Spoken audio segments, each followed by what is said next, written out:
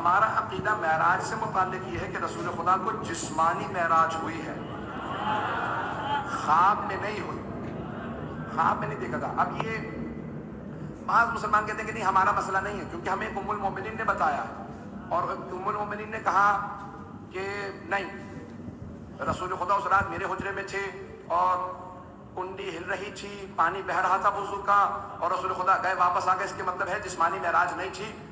روحانی معراج تھی، صرف روح گئی تھی رسول خدا کی۔ میں کیسے مان لوں ایسی روایت کو کہ جس نے نسبت دی ہے، کیونکہ وہ تو جھوٹ نہیں بول سکتی ہے۔ اب جس راوی نے نسبت دی ہے نا ایک ام المومنین سے کہ وہ کہہ رہی ہے میرے حجرے میں تھے، بھائی پیغمبر کو قرآن کہہ رہا ہے کہ مکے سے مسجد الحرام سے پیغمبر کو معراج ہوئی ہے، مکے سے مسجد الحرام سے، اور ان کی شادی ہوئی ہے مدینے میں، ان کی شادی ہوئی ہے مدینے میں، پیغمبر کو معراج ہوئی مکے میں۔ تو مکے میں جب ان کی شادی ہی نہیں ہوئی تھی پیغمبر سے